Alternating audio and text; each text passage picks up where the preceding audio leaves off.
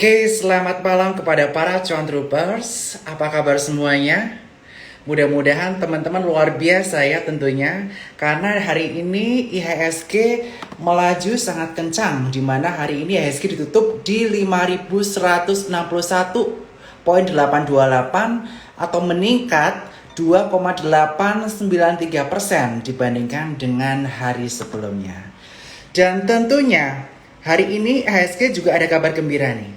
IHSG udah mulai menembus MA 50-nya di angka 5147, dan selanjutnya IHSG akan menguji di resistance selanjutnya yaitu MA 100 di poin 5230 pada kisaran tersebut. Sehingga teman-teman atau para cuan troopers bisa berhati-hati berkaitan tentang kondisi IHSG ini. Apalagi hari ini IHSG sudah melaju sangat kencang, terutama karena kabar bahwa PSBB yang telah akan dilakukan per minggu ini, tapi tidak seketat PSBB jilid pertama pada bulan Maret hingga Mei dahulu. Dan hari ini kita kedatangan bintang tamu yang sangat spesial, yaitu CEO dari Bull, yaitu Pak Wong Kevin.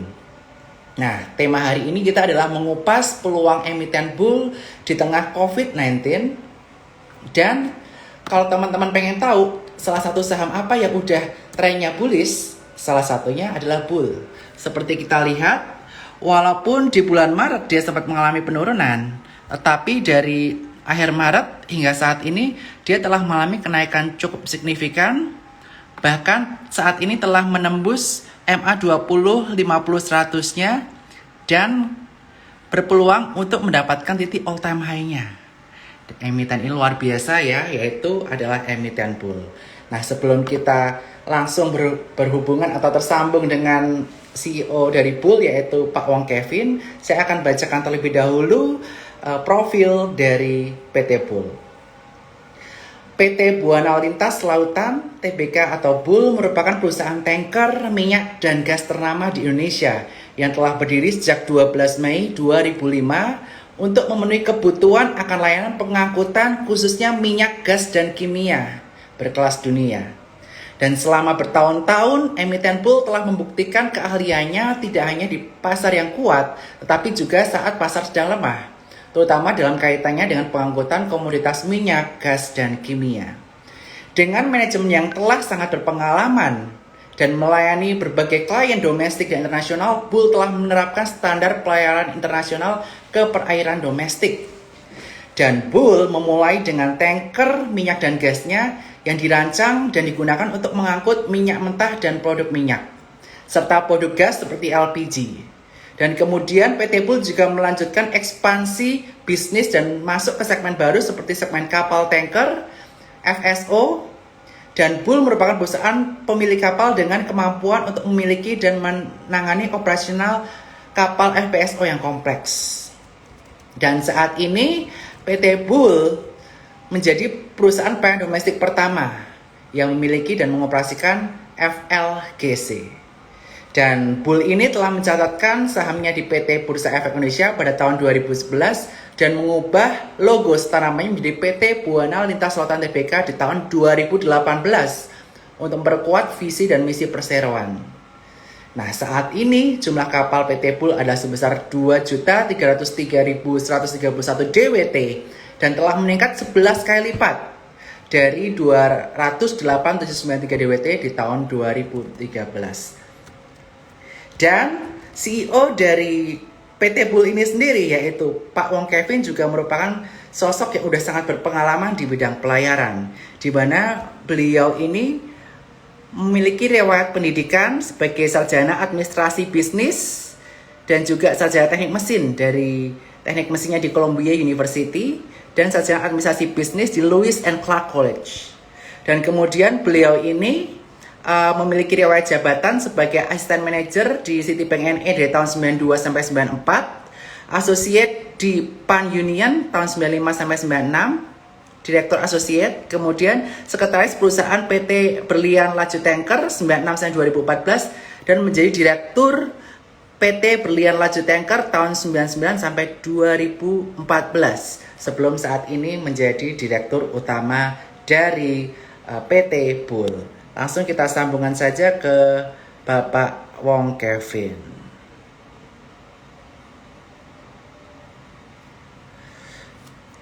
Berlian Laju Tanker, kita lihat apakah beliau sudah hadir.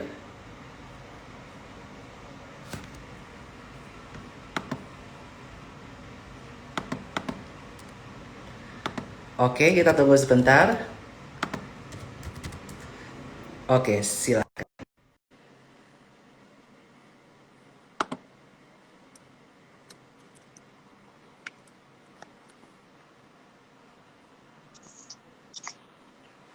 Ya, halo, selamat malam Pak Kevin.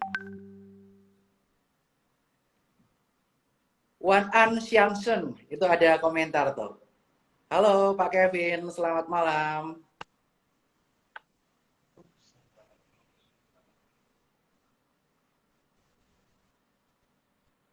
Selamat malam Pak Kevin.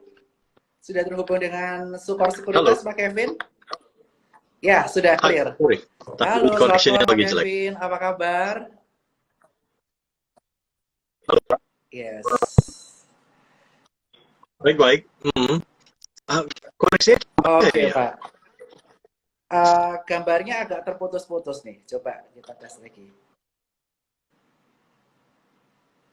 Halo Bu Rita Effendi, Elisa, thank you udah join. Halo Pak Kevin.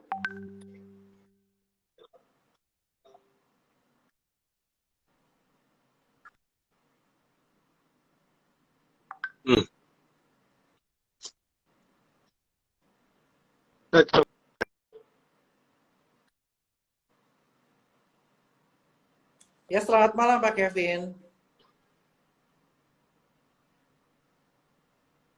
Yes, sudah clear sekarang. Oke, good. Nah, apa kabar Pak Kevin? How are you Pak? Baik Pak. Gimana Pak? Luar biasa Pak ya, terima kasih udah bersedia berkolaborasi dengan Sukor Sekuritas dan kita telah mengedukasi ratusan dari cuan troopers yang join malam hari ini untuk mendengarkan mengenai emiten bull. Karena tentunya para Sukor cuan troopers, para retail juga pengen tahu mengenai prospek perusahaan bull ini ke depannya. Apalagi perusahaan bull ini merupakan perusahaan yang luar biasa atraktif karena baru saja masuk ke indeks IDX 80, IDX Value 30 dan IDX Growth 30. Luar biasa banget Pak, kami ucapkan selamat kepada PT Bull. Nah, ya, makasih Pak. Sebelumnya kita ingin bertanya nih Pak, karena mungkin banyak dari teman-teman retail yang belum tahu apa itu emiten bull. Nah, bagaimana sebenarnya bisnis model dari emiten bull ini sendiri Pak? Ya Pak, pertama-tama terima kasih Pak kesempatannya ini untuk lebih berkenal dengan para investor. Nah, sebetulnya kalau kita lihat bisnisnya Bull sendiri itu ya nggak complicated lah ya. Kita sebetulnya milih untuk masuk ke dalam bisnis oil and gas tankers karena memang itu kan sangat melekat dengan kehidupan masyarakat. Jadi kalau kita lihat dari situ, secara demand itu sangat konsisten. Dan juga waktu kita kecil juga kita fokusnya ke dalam negeri, terutama dengan Pertamina. Maka dari itu kita bisa berkembang cukup pesat. Nah, sejalan dengan kita sudah berkembang, maka dari itu kita bisa berani untuk masuk ke pasar internasional yang tentunya bisa mendapat timbal balik yang lebih baik gitu. Nah, tetapi dengan belajar dari pengalaman, maka dari itu kita juga dalam bisnis model kita sangat berfokus untuk meminimalisasi resiko. Maka dari itu kita itu selalu minimal sekitar 80 sampai 90% dari pendapatan itu dari kontrak-kontrak, baik dari Pertamina yang sekarang masih single biggest client kami, dan tapi selain dari situ juga mitra-mitra yang kuat di luar negeri seperti Trafigura, Lukoil dan sebagainya. Maka dengan itu, kalau dulu kan suka orang bilang buat pelayaran fluktuatif. Yes. Tapi kalau sekarang kita udah belajar dari pengalaman, maka dari itu kita sangat fokuskan untuk meminimalisasi volatility itu. Nah, itu satu dengan kontrak gitu. Nah, selain dari situ, untuk mengurangi risiko kami, kita nggak mau beli kapal baru. Kapal baru risikonya 5 kali lipat lebih besar daripada kapal yang mid cycle gitu. Nah, maka dari itu dengan fokus ke bisnis model itu, maka dari itu kita bisa setiap tahun meningkat atau profitability kita. Dan juga makanya kalau dibilang sih bisnis model kita ya kita dalam pelayaran. Tapi kalau di paling inti-intinya boleh dibilang kita sedikit kayak quote unquote fund manager juga gitu. Karena kita memilih berinvestasi di aset apa. Dan spesifik kita Yes. investasi di oil and gas tertentu. Nah, yang membuat kayak yang saya sangat tertarik dengan segmen ini karena berkembang lebih gampang. Contoh ya kalau kita di segmen industri berkembang kan hanya mesti memakan waktu yang bertahun-tahun. Kalau Yes. kita kayak fund manager, kalau kita ada lihat peluang, kita bisa cepat berkembang. Makanya dalam 12 bulan terakhir kita sudah berinvestasi sekitar 300 juta dolar. Dan karena memang kita lihat prospeknya sangat baik gitu. Dan ke depan kita lihat, I know dalam zaman COVID ini kok kayaknya agak berlebihan.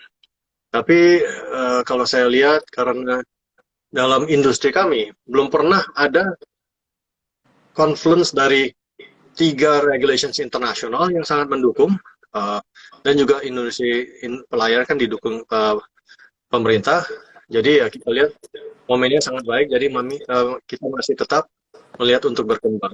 Nah, kalau sebagai fund manager enaknya kita dengan bisa mendapatkan kontrak, effectively kita bisa lock in IRRs yang 60, 70, 80% per annum, hampir tanpa risiko. Yes. Nah, itu yang makanya kalau saya lihat kita masih banyak peluang gitu. Wow, luar biasa, Pak. Nah, Pak, tadi presentasi yang kontrak itu dari 100% yang revenue dihasilkan dari Bull itu berapa persen, Pak, yang kontrak? Pada saat ini itu sekitar 80-85%. Wes, jadi 80-85% revenue dari Bull telah disecure ya melalui kontrak tersebut, begitu, Pak? Betul, Pak. Wah, luar Karena biasa kita selalu banget ya. melihatnya, yang penting kita bisa bertahan dalam situasi apapun. Nah, setelahnya itu kita baru lihat, ya kita mau cuan ekstra lah, gitu. Oke. Nah, Pak, kalau dari kliennya Bapak sendiri atau klien dari PT Bull itu sendiri, Bapak menyebutkan tadi salah satu klien terbesarnya adalah Pertamina. Nah, berapa persen persentase revenue dari klien domestik dan juga dari klien internasional, Pak? Kalau dari internasional, sekitar 35-40% lebih lah. 40-40an ya gitu. Nah, sisanya masih dari dalam negeri. Gitu. Dan dari dalam negerinya itu berapa persen Pertamina, Pak? Kalau boleh disebutkan. Mayoritas sih, Pak. Gitu. Mayoritas ya. Karena memang Pertamina itu kita sudah jalin hubungan dari sejak cikal bakalnya dari Bull sampai sekarang itu sudah 39 tahun. Jadi memang kita sangat berterima kasih dengan Pertamina sebagai mitra kami yang paling luar biasa lah gitu. Tanpa Pertamina kita nggak di sini. Oke, Pak. Jadi betul banget ya, Pak. Jadi revenue-nya udah di-secure dari sekitar 60-70% dari domestik, 30-40% dari pelayaran internasional, Pak, dari vendor internasional, begitu ya, Pak ya, dari klien internasional. Nah, Pak, tadi Bapak menyebutkan ada investasi yang diperlukan kurang lebih 300 juta USD. Dari investasi tersebut akan digunakan untuk apa, Pak, dari PT Bull? Oh, itu sudah terjadi, Pak. Itu yang terjadi antara kira-kira pertengahan tahun lalu sampai pertengahan tahun ini. Jadi kita sudah berinvestasi 300 juta, di mana menambah kapal kita tonase sudah 3 kali lipat, dan juga dari jumlah kapal juga meningkat menjadi sekarang 33 kali yang tadi dikatakan. Dan karena memang beberapa juga baru mulai masuk sekitar pertengahan tahun ini, makanya itu akan masih belum kontribusi, tapi di paruh kedua dan tentunya di 2021 akan full contribution gitu. Jadi jadi kalau dilihat drivers kita buat kinerja adalah 2. Satu, continued capacity growth, jadi tonase kita meningkat terus, dan selain dari situ kami berkeyakinan bahwa tarif sewa masih berpeluang untuk meningkat. Apalagi kalau dilihat dari segi seasonality. Karena memang kapal tanker tentunya sangat mengikuti irama musim. Jadi kalau musim dingin atau gimana, tentunya orang lebih memakai minyak, dan karena itu tentu keperluan permintaan kapal tanker juga meningkat. Jadi ya, secara historis rata-rata kuartal keempat selalu paling baik, gitu. Dibandingkan 3 kuartal pertama biasa rata-rata 80% lebih tinggi. Oke, karena musim dingin tadi itu ya Pak ya. Nah Iya. Pak, dari penambahan kapal yang udah dilakukan oleh PT PO ini sendiri, tingkat utilisasi atau jumlah kapal yang terpakai itu kurang lebih berapa persen untuk saat ini? Utilisasi kita rata-rata 96-97%, Pak. Karena Oke. memang sesuatu yang membedakan kami, karena memang kami bisa beroperasi di luar negeri juga, maka dari itu kita lihat kita safety dan quality standard kami sudah setara dengan internasional, Pak. Maka dari itu kita bisa menjaga utilisasi kami. Wah, luar biasa banget ya. Jadi teman-teman kita udah belajar nih mengenai bisnis model dari PT Bull ini sendiri. Dan telah disampaikan oleh Pak Kevin juga bahwa di Q4 biasanya terjadi lonjakan karena musim dingin di mana demand dari oil and gas itu meningkat. Sehingga luar biasa banget jika teman-teman bisa menginvestasikan di saham Bull sedini mungkin. Nah Pak, kita sekarang berbicara ke laporan keuangan. Nah, di laporan keuangan di tahun 2020 ini, kinerja perseroan PT Bull ini sangat luar biasa jika dibandingkan dengan first half 2019. Mungkin Bapak bisa ceritakan berkaitan dengan tentang peningkatan revenue-nya, earnings-nya, dan operational cost-nya, Pak. Silakan. Iya, Pak. Kinerja paruh pertama, semester pertama memang ada peningkatan yang cukup baik dibandingkan semester tahun lalu, karena memang semester tahun lalu kan memang belum mendapat kapal-kapal tambahan kami, gitu kan, baru masuknya pertengahan. Jadi memang untuk paruh pertama itu kinerja kami banyak didorong oleh penambahan kapal-kapal itu, dan selain dari situ memang tarif tambang. Kalau tahun lalu kan memang kita belum masuk ke pasar internasional. Nah, dengan Oke. kita masuk ke pasar internasional itu juga membantu mendorong kinerja, karena tarif sewa di asing itu rata-rata itu 30-40% lebih tinggi daripada dalam negeri. Maka dari itu ya tentunya itu tercermin dalam kinerja keuangan kami di semester pertama. Dan untuk semester kedua, secara keseluruhan sampai akhir tahun, kami masih berkeyakinan secara keseluruhan kita hasil lebih dari 3 kali lipat daripada 2019, karena memang seperti tadi saya katakan masih ada juga tambahan-tambahan kapasitas yang belum kontribusi full untuk sampai semester pertama, yang dimana semester kedua akan, dan juga kita looking forward untuk tarif sewa di kuartal keempat ini, yang biasa dinanti-nantikan untuk oil and gas tanker players. Gitu. Oke, luar biasa banget ya.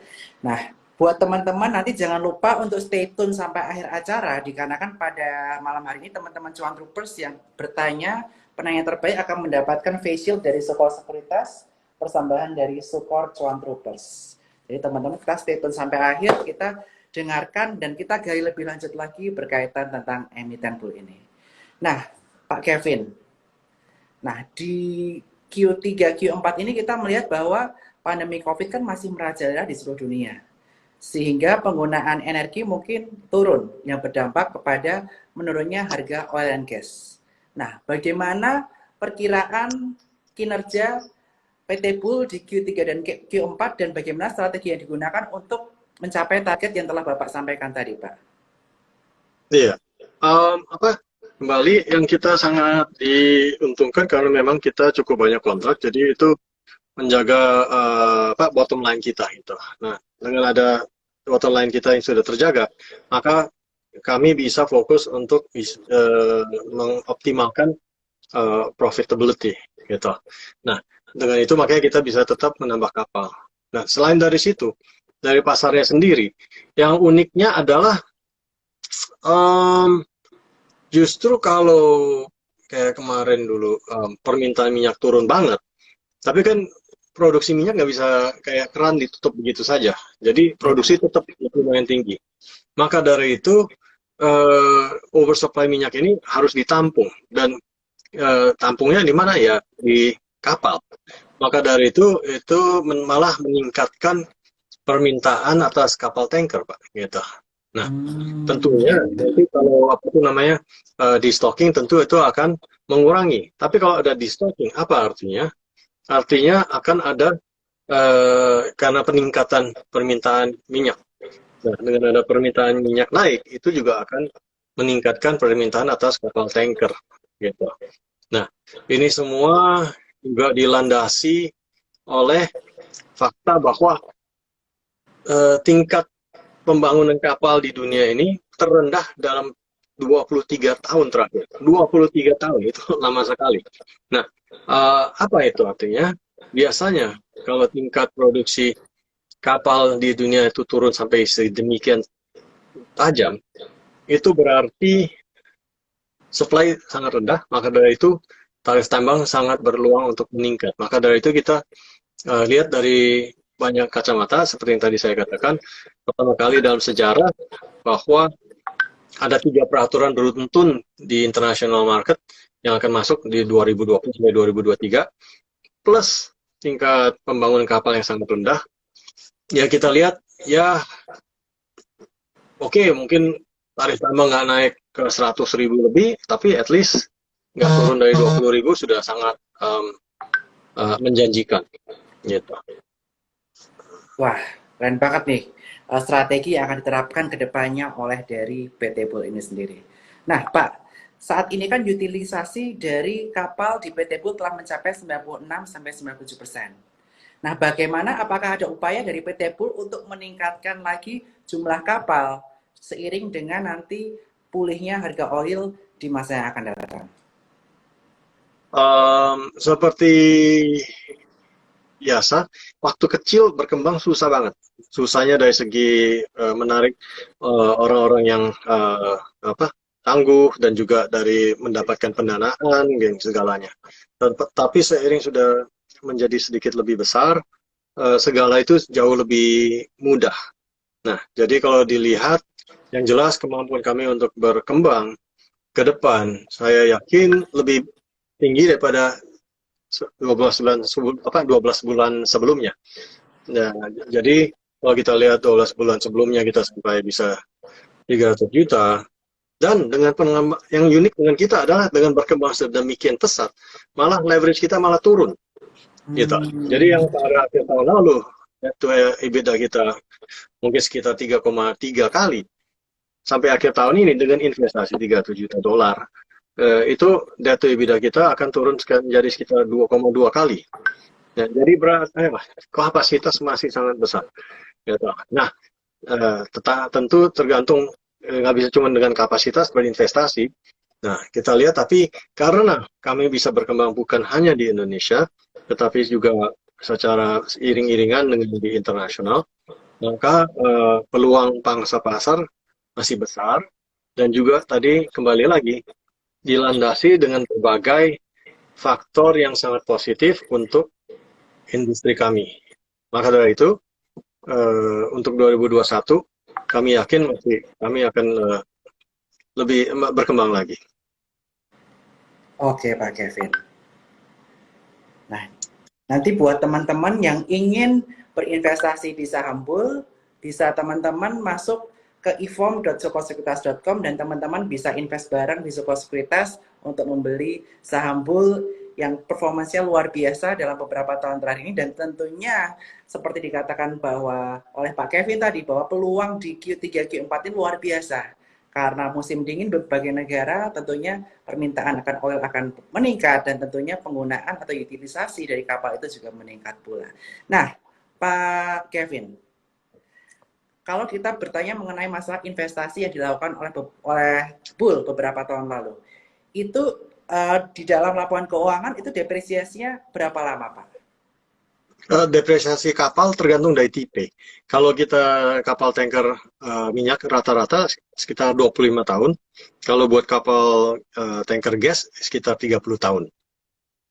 Oke, sekitar 20 sampai 30 tahun ya. Jadi masih akan 25 terrefleks buat kapal tanker minyak ya? 25.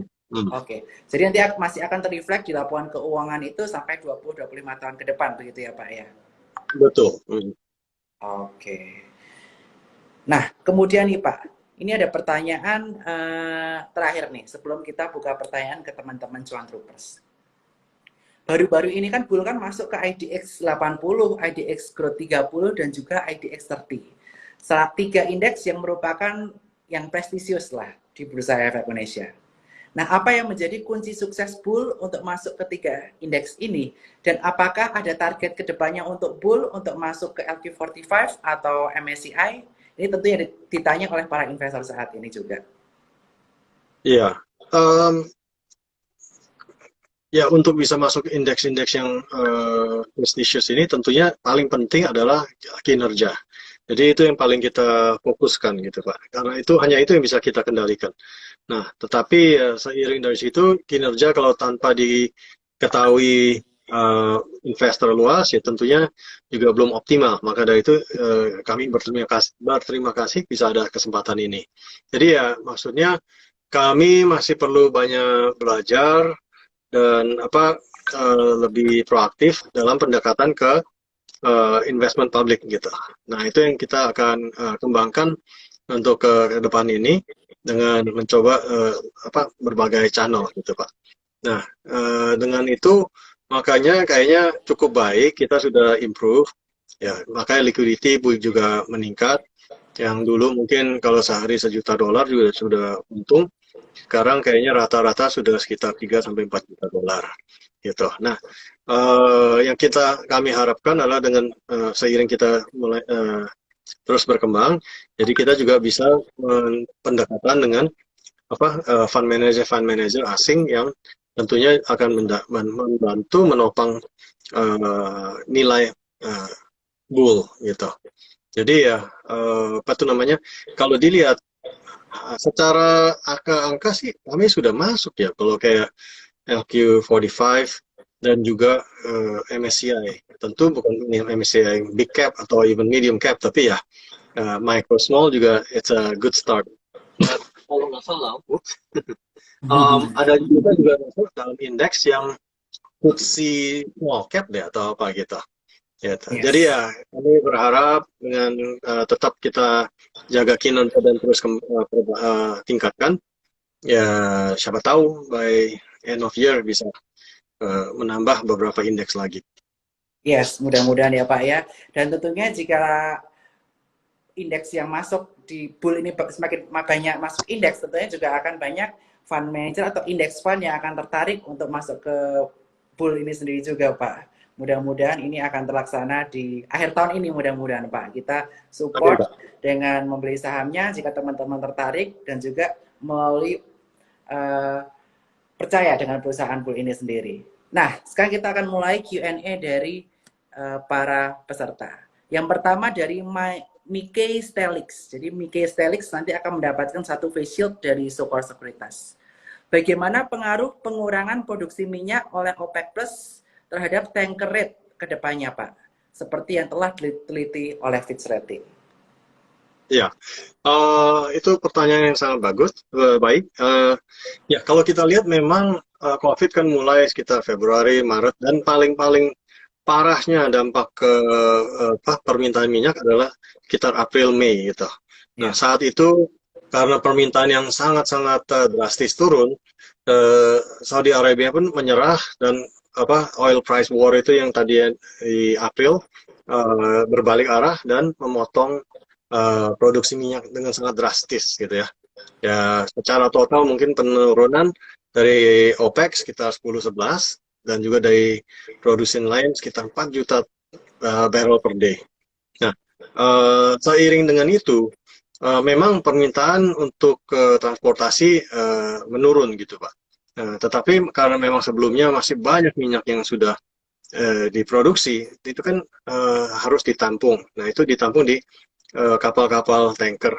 Nah kan dari itu walaupun permintaan turun, tetapi supply juga turunnya cukup drastis. Maka dari itu tarif sewa masih tetap terjaga. Nah, justru yang kita lihat untuk yang ke depan ini, di mana em, apa eh, justru malah berbalik arah gitu. Seperti diketahui pemotongan produksi saudara OPEC Plus adalah sebetulnya sampai akhir Juli. Jadi sebetulnya mulai Agustus dan nanti September dan berangsur-angsur meningkat. Malah secara menurut analis perkiraan rata-rata adalah peningkatan produksi sekitar 4 sampai 4,4 juta sampai 5,1 juta barel per day by September ini. Nah, justru itu kan peningkatan yang cukup baik. Dan selain dari situ, yang sudah hampir 9-12 bulan ini, Libya tidak ada produksi sama sekali, ekspor. Sekarang ada gencatan senjata ya gitu. Dan karena itu, well, uh, Libya potensi akan meningkatkan produksi 1,2 juta barel on top of yang tadi.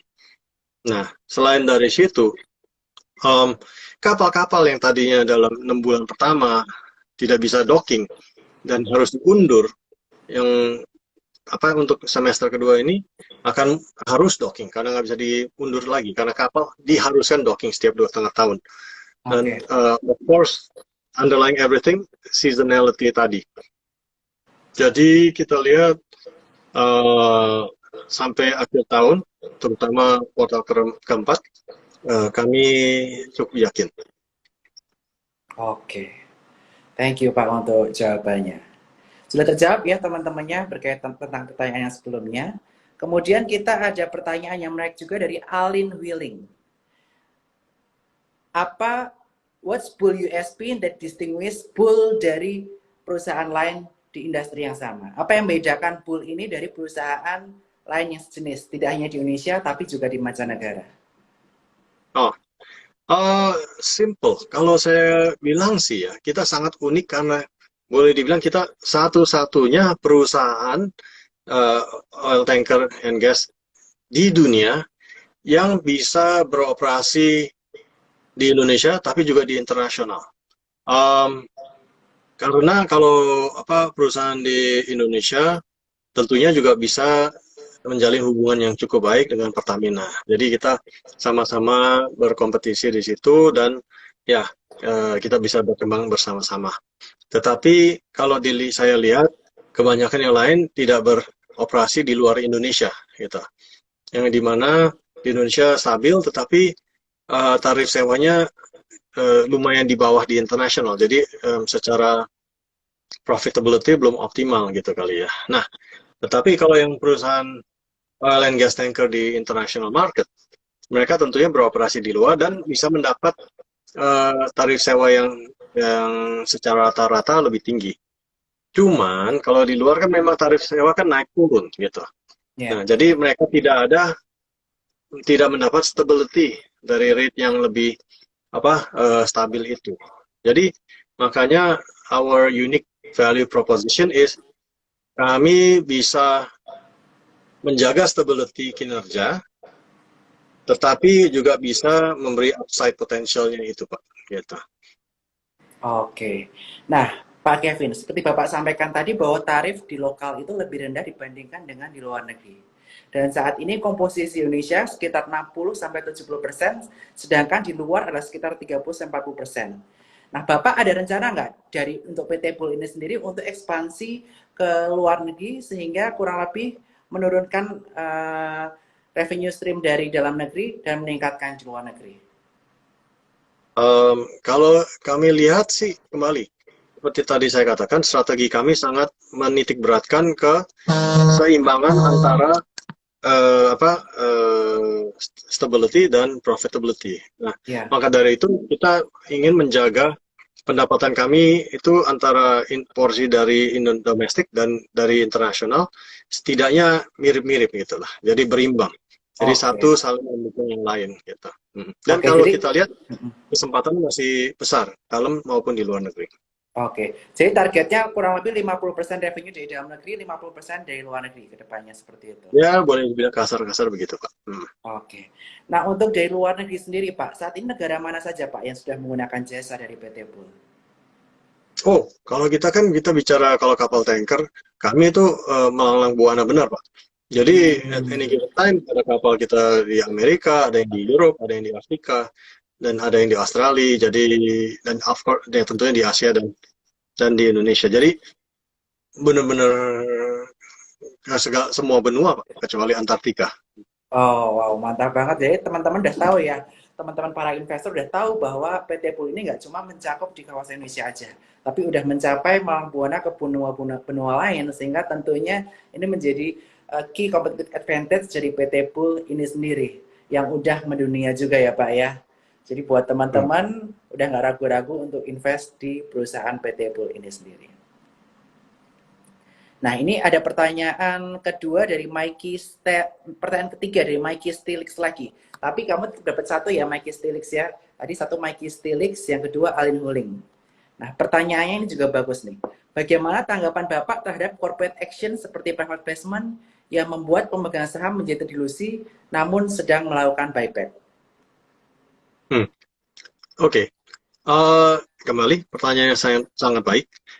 Sebetulnya kalau kita lihat itu dari menjadi bisa satu kesatuan karena satu kan seperti mungkin pernah di kita dalam press release kita, um, walaupun apa um, harga saham sudah meningkat cukup baik dalam mungkin 5 tahun terakhir sudah naik 5-6 kali lipat. Tetapi karena memang peningkatan kinerja kami selalu lebih cepat, lebih tinggi, maka dari itu sebetulnya even though tahun ini pun juga sudah meningkat cukup baik, tapi price to earnings ratio kita hanya masih 3,5 kali, 4 kali, padahal growth rate kita jauh lebih tinggi dan juga consistency in our performance. Jadi ya dari segi apa share buyback itu adalah untuk underlining kita punya keyakinan dari segi nilai ini masih sangat belum optimal gitu. Nah, tetapi dari sisi kemungkinan untuk rencana penerbitan modal baru tanpa non high MTD, um, itu karena apa ya? Kembali yang tadi saya katakan, kita masih sangat banyak peluang untuk berkembang, tetapi yang kita selalu jaga adalah memastikan bahwa kondisi keuangan akan selalu sangat tangguh gitu. Nah, kalau Yes. dulu-dulu kita biasanya adalah melaksanakan rights issue, gitu, melaksanakan rights issue, tapi kan nggak bisa langsung dipakai, gitu. Jadi kan bisa ada tempo waktu. Contohnya tahun lalu kita rights issue, kita baru bisa menikmati hasilnya beberapa bulan yang lalu, beberapa bulan terakhir atau gimana. Nah, tetapi kalau itu juga faktor karena memang kami juga jauh lebih kecil dulu. Tetapi kalau sekarang kita sudah cukup besar, dengan pembalasan non high MTD yang 10% itu cukup substansial karena dengan itu kita targetkan bisa sampai mendapat dana 425 miliar. Nah, apa dan non high MTD lebih optimal untuk pemegang saham karena instead of kita 3, 6, 9 bulan sudah mendapatkan dana terus kalau udah makan waktu untuk investasikan, kita bisa lebih real time. Ada kesempatan kita late placement langsung investasi dan Yes. bisa langsung mendapatkan hasil dari investasi itu. Nah, kenapa kami juga sangat yakin bahwa ini sangat positif karena kinerja kami sangat membuktikan. Karena setiap kali kami terbitkan saham baru, um, sebetulnya within 30 days dari itu harga saham selalu secara rata-rata 33% lebih tinggi gitu. Karena kenapa? Karena juga bisa dilihat setiap tahun yang kita ada terbitkan saham baru, kita punya laba bersih meningkat jauh daripada yang jumlah saham yang kita terbitkan. Jadi kalau dibilang um, terbitkan saham baru itu dilusi, ya, tapi kan harus dilihat dari dua segi. Ya. Kalau uangnya dipakai secara produktif atau efektif yang seperti di tahun-tahun sebelumnya, kita katakanlah kita keluarkan 10%, dilusi 10%. Tapi dengan itu kalau kita lihat dari kinerja kami sebelum-sebelumnya, itu bisa meningkatkan laba bersih 35% lebih. Kan sebetulnya malah lebih menguntungkan, gitu. Nah, Setuju. tapi yang memang ada sedikit pemberitaan di media yang agak salah ya, dibilangnya oh kita terbitkan 1,18 miliar saham dan meraup dana hanya 118 miliar. Ya itu salah total. Itu kan harga nominal, bukan Ya, harga penerbitan. Dan itu pun juga diatur di apa, POJK, yang dimana nggak bisa juga kalaupun mau. Tapi kalau lihat dalam historisnya kami, kita selalu kalau terbitkan saham itu premi, bukannya di diskon. Kalau dilihat dari yang kayak ratio sebelumnya, dari harga saham sebelum kita ada berita di pasar, sampai saham baru itu diterbitkan, biasa itu preminya 24% gitu. Nah, lain dari situ, kembali kita juga secara bertambah besar, kemampuan kami untuk mendulang pendanaan itu lebih diversified, dan karena lebih diversified tentunya akan menopang perkembangan lebih cepat lagi. Contohnya, apa tuh sesuatu yang kita juga ada lihat adalah kemungkinan penambahan dana yang bisa menggunakan saham ini. Nah, jadi kalau kita lihat dengan itu semua, kombinasi skala kita sudah yang terbesar, peluang pasar yang besar, kemampuan keuangan yang sangat tangguh, dan operations kami yang sangat scalable. Jadi kami yakin dengan ada penerbitan saham ini pun akan sangat mendorong kinerja kami into 2021.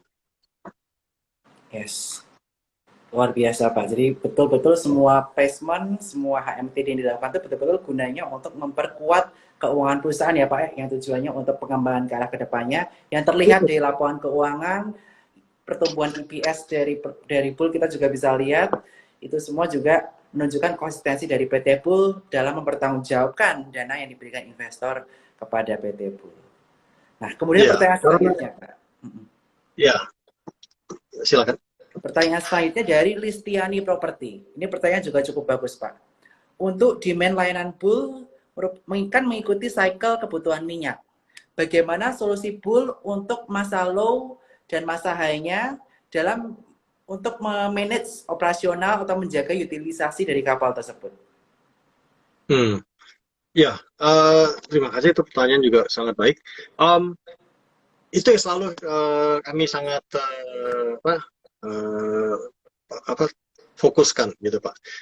Apalagi pengalaman saya kan dulu saya pernah di PT Berlian Laju Tanker gitu ya Pak. Yang dimana memang dulu walaupun sempat berkembang sangat pesat, tetapi ya waktu itu strategi kami itu salah lah ya, karena nggak cukup banyak coverage dari kontrak. Ya. Maka dari itu tadi yang saya sangat titikkan beratkan adalah belajar dari pengalaman. Maka dari itu dengan Bull kami sangat I know kalau dilihat dari perkembangan kayaknya nggak risk averse, tapi sebetulnya kami sangat risk averse. Maka dari itu selalu kita fokuskan setidaknya 80-90% dari pendapatan adalah dari kontrak. Yang apa artinya adalah dengan setidaknya 80-90% dari kontrak, dan leverage kami yang sangat rendah, di mana seperti tadi saya katakan, debt to EBITDA kami turun menjadi sekitar 2,2 by the end of the year. Boleh dibilang dengan sensitivity analysis kami, dengan asumsi kalaupun tarif sewa itu semua setelah kontrak selesai, semua turun ke tingkat paling rendah dalam sejarah. Dalam sejarah 40-50 tahun orang beroperasikan oil tanker rate, and turun diam di situ buat 5 tahun. Kami tetap bisa survive, dan actually laba bersih kami masih sekitar minimal 45-50 juta dolar. Tapi itu dengan asumsi tarif sewa yang kalau di international market for the semester pertama yang sekitar rata-rata 35.000 turun ke hanya 12.000. Itu nggak pernah terjadi gitu. Yes. Tapi kalaupun terjadi, kami tetap bisa survive, dan selain dari itu tetap masih cukup sehat, laba bersih. Nah, bisa dibayangkan kalau nggak di 12.000, tetapi di 35.000 atau 30.000 atau 25.000, whatever, tentunya hasil akan lebih menggembirakan. Ya, benar banget, Pak. Seperti disampaikan Pak Kevin ya, teman-teman, bahwa PT Pool ini menitik beratkan kepada kontrak. Kurang lebih sekitar 80% dari klien dari PT Pool itu merupakan klien kontrak, sehingga di situ sudah bisa menjaga revenue stream stability dari PT Pool ini sendiri. Sehingga untuk stability dari revenue stream Pool ini lumayan bagus ya, sehingga kita bisa lihat di report Q2 yang lalu, walaupun harga oil sempat anjlok-anjlokan, sempat demand-nya sangat rendah, tetapi PT Pool masih mencatatkan hasil yang lebih baik dibandingkan dengan first half di tahun 2020 yang lalu. Itu berarti terbukti bahwa strategi dari PT Pool untuk meningkatkan jumlah kontrak itu efektif untuk mendapatkan penghasilan atau net profit dan net revenue yang istilahnya menjadi lebih stabil lagi. Nah, ini pertanyaan yang bagus, Pak. Dari Abraham Mora. Pertanyaan keempat, selamat Abraham Mora mendapatkan face dari sebuah sekuritas. Berapa lama, Pak, biasa kapal tanker itu bisa digunakan untuk transportasi minyak masa pakainya? Dan apakah Pool melakukan diversifikasi segmen selain penyewaan kapal tanker? Atau ada rencana lain ke depannya? Seperti itu, Pak. Ya, kembali. Saya suka ini channel banyak pertanyaan, jadi bisa ikut belajar saya. Apa? em, ya, kalau kapal tanker sendiri tergantung dari tipe. Kalau tanker minyak kan sekitar 25 tahun, dan kalau buat kapal tanker gas sekitar 30 tahun. Gitu.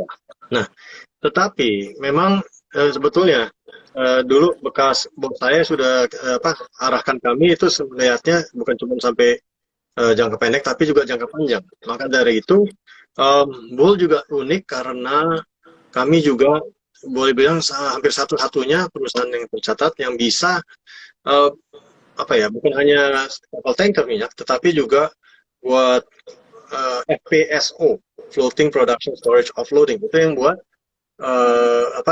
produksi minyak gitu. Nah, kenapa saya katakan itu sangat positif? Karena jadi ada kapal-kapal kita yang kalau sudah masa operasinya di transportasi sudah mulai berakhir, kita bisa lihat untuk masukkan ke dalam project untuk floating storage and offloading (FSO) atau enggak floating production storage offloading.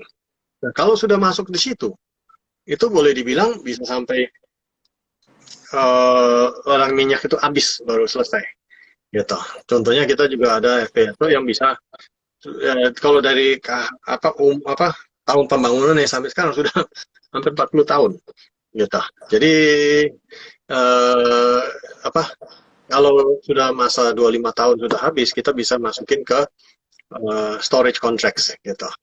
Nah, kalau dari segi segmen, kami emang paling utama segmennya fokus di oil and gas tanker, terutama di oil tankers yang cukup besar. Kapal-kapal kami yang paling banyak adalah yang namanya Aframax LR2 gitu. Kapal ini panjangnya itu sekitar 250 meter. Jadi setiap kapal ini boleh dibilang lebih besar daripada gedung BNI. Gitu. Nah, kenapa kita pilih segmen ini? Karena memang dia relatif lebih stabil, tetapi juga ada cukup potensi untuk upside gitu. Nah, tetapi seperti tadi saya katakan, karena memang pemerintah Indonesia cukup mendukung industri pelayaran dan salah satu wujudnya adalah menerbitkan peraturan yang tadinya mengharuskan untuk ekspor batu bara harus memakai kapal Indonesia. Tetapi kayaknya karena memang segmen curah belum siap, maka dari itu agak dilusi peraturan itu. Tetapi kami lihat ke depan itu memang niat dari pemerintah jelas dan kemungkinan positive effect yang sudah terbukti di Cabotage itu kalau memang ada yang bisa menyiapkan kapasitas yang diperlukan untuk mengangkut sedemikian banyak batu bara kan 450 juta ton setahun, itu cukup terbuka kemungkinan mungkin pemerintah bisa mengembalikan peraturan itu. Nah, jadi itu suatu segmen yang kita lihat. Tetapi sesuatu yang juga kami belajar dari pengalaman, yang kalau dulu di BLT kami berinvestasi terlalu banyak di periode aset yang paling tinggi, ya kita belajar, makanya kita lihat dry cargo sudah dari beberapa tahun terakhir, tapi nggak berani masuk karena Ya. masih harga kapalnya terlalu mahal. Tetapi seperti diketahui dengan COVID yang impact-nya parah banget, itu dampak yang paling parah adalah di dry cargo. Dan dengan itu harga kapal juga sudah turun. Nah, maka dari itu bisa suatu kita sangat mempelajari itu sebagai suatu kemungkinan untuk bisa juga menopang pertumbuhan kami ke depan. Nah, Karena kalau kita investasi, biasa kita hitung IRR yang tadi saya katakan 60, 70, 80% itu dari dasar sekarang. Nah, kalau kita masuknya dengan harga kapal yang relatif rendah dan tarif tambang yang masih relatif, tarif sewa yang masih relatif rendah, ya bisa dapat 60-70 IRR-nya. Bisa dibayangkan kalau seperti ekspektasi, sewa naik, harga kapal naik, tentunya IRR kita ya becomes ridiculous gitu. yes. Terima kasih Pak Kevin. Nah, ini ada pertanyaan terakhir nih Pak dari audiens, sebelum nanti pertanyaan terakhir dari saya. Ini pertanyaan lagi dari Listiani Property, kamu terdapat satu aja ya, jadi kita ada 4 hadiah hari ini. Nah, 60% sampai 70% untuk pangsa domestik dengan low profit, tapi main customer-nya Pertamina. Menurut Listiani ini cukup high risk. Nah, kedepannya ini strategi apa yang diterapkan oleh PT Pool untuk terus ekspansi ke klien-klien yang lebih besar lagi sehingga diversifikasi akan customer ini juga dilakukan oleh PT Pool. Ya, oke, sangat baik. Memang kalau dilihat apa itu namanya tarif sewa dalam negeri relatif lebih rendah secara rata-rata dibandingkan di internasional. Tetapi kami pandang ini sangat-sangat penting karena again belajar dari pengalaman. Number one survive gitu. As long as we can be the last man standing, dan kita bisa meraup keuntungan yang lebih gitu. Dan juga kalau kita tidak ada landasan yang stabil ini, kami pun juga lebih susah untuk berkembang secara optimal. Karena kan pendana kan juga mau lihat, jangan cuma lihat, oke, tahun ini profit gede, tapi tahun depan nanti bisa anjlok. Itu yang kita mau avoid. Maka dari itu kami apalagi kemitraan kami dengan kayak apa Pertamina sudah puluhan tahun gitu. Apa itu namanya? Jadi yang pasti kami tetap akan mendukung apa tuh operasi Pertamina di dalam negeri dan tapi akan juga berkembang secara berimbang di luar negeri. Jadi kita bisa quote unquote get the best of both worlds. Apa stability tapi high profitability.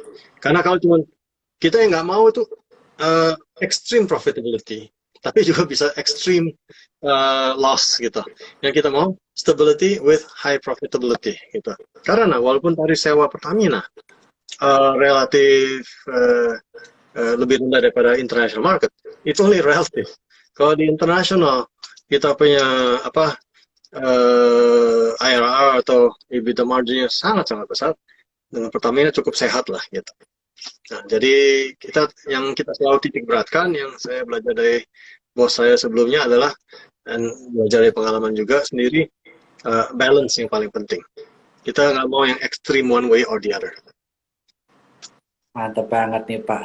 Nah, terima kasih banyak nih Pak Kevin udah menanggapi pertanyaan para support Swantovers yang udah hadir malam ini di acara IG Live bareng Sukor Sekuritas. Nah Pak, sebelum kita tutup IG Live kali ini, kami juga pengen tahu visi misi Bapak untuk mengembangkan PT Pool ini 5 tahun ke depan. Nah, kira-kira visi misinya apa Pak? Untuk terus mengembangkan PT Pool ini 5 tahun ke depan, sehingga para investor yang telah berkunjung di IG Live kali ini semakin yakin untuk membeli saham Pool. Ya, apa ya? Kalau saya lihat sih kita fokusnya, kalau kalau kita lihat dari bottom up gitu. Yang paling penting kita mau lihat ada perkembangan dari kami dan operasi kami ini. Dan dengan itu dan juga kita lihat dari peluang-peluang yang kita lihat, yang kami inginkan adalah dalam beberapa tahun ini kami ya bukan hanya jauh lebih besar, jadi yang tapi juga yang paling stabil, konsisten, dan juga paling secara margin paling profitable, dan juga lebih diversified lagi. Contohnya ya sedapat mungkin kalau kita sudah oil and gas sangat baik. Nah, kalau kita bisa juga di pengangkutan batu bara atau demikian, tentunya akan kembali lagi ke main fokus dari business model kami adalah consistent uh, high profitability begitu. Dan dengan itu juga saya yakin bisa juga berkontribusi ke Indonesia, karena kalau cabotage, orang suka bilang cabotage itu cuma subsidi ship owners Indonesia. Itu salah total seperti tadi saya katakan. Nggak tahu kalau di dry cargo, tapi kalau di kapal tanker, ya tarif sewa kami kan lebih rendah daripada internasional. Jadi sangat menguntungkan. Dan selain dari situ, dengan meningkatnya armada kapal di Indonesia, baik tanker maupun curah, tentunya banyak peluang untuk pelaut-pelaut itu apa tuh berkarya gitu. Repairs, kalau mainnya hanya di internasional, nah repairs di luar. Tapi sekarang kan banyak repairs di Batam gitu.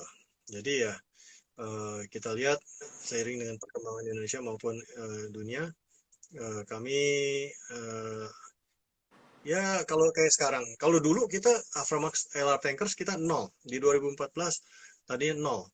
Sekarang dengan kita sudah ada 17, kita sudah nomor 9, 11 di dunia. Ya kami saya yakin berpeluang dalam jangka waktu yang mungkin nggak terlalu lama, mungkin bisa naik lebih lagi gitu. Jadi ya masih banyak peluang. Oke, Pak Kevin, terima kasih banyak Pak udah meyakinkan para investor Sukor Sekuritas dan juga para follower Sukor Sekuritas untuk berinvestasi di perusahaan pool yang telah Bapak jelaskan secara luar biasa pada hari ini. Dan tentunya Pak, kita kan baru bagi hadiah 4 nih. Saya akan bagi satu hadiah lagi yang komennya paling lucu pada malam hari ini.